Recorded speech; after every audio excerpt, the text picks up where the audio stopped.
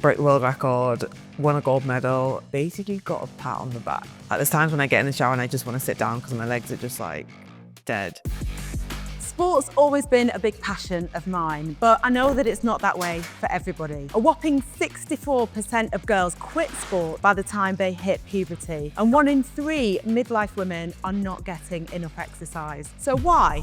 Well, outdated gender stereotype, periods, childbirth, bladder weakness, which affects 1 in 3 women over the age of 35. The list goes on. And that's why the Sun have teamed up with TENA, and we're going to be speaking to some inspirational women about their relationships with sport so that we can work it out.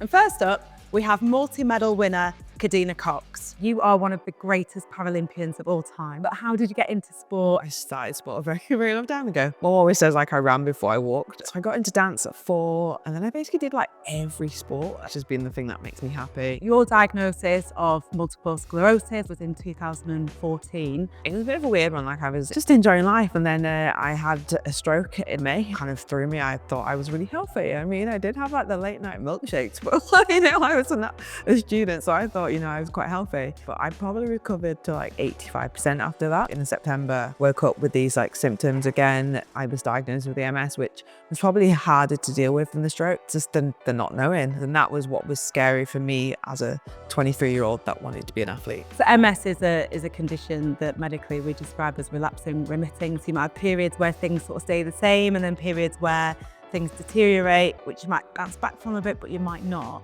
How do you cope with that, being an athlete? In the beginning, like, my biggest fear was having a relapse at an important time, like just for competition or at a competition. And I had to learn to kind of let go of that fear and just be like, okay, what will be, will be. What are the main symptoms that you have?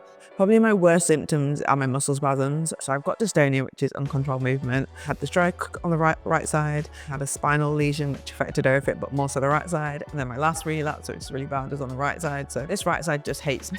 Come on, right side.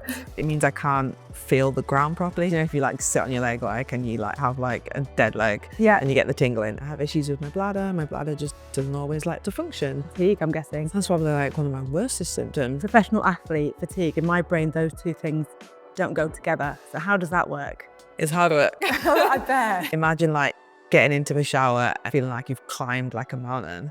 Like, there's times when I get in the shower and I just want to sit down because my legs are just like dead. You've got experience of being in the world of sport as a non-disabled person and also as a person with a disability. How has that changed your perspective? First thing I realised is that equality is lacking. A year after I was diagnosed with MS, I went to my first World Championships, broke the world record, won a gold medal, basically got a pat on the back. You have experienced in your career many, many, many highs and the occasional low, which was for you, Paris. How do you pick yourself up and come back from that? Great teammates, great family. The night of that race, I literally had like my siblings like all in my room just like cheering me up. Having had the relapse the year before, it was just a horrendous run up, like just constant injury. So I just needed to take myself away. So I went on holiday for like 6 weeks.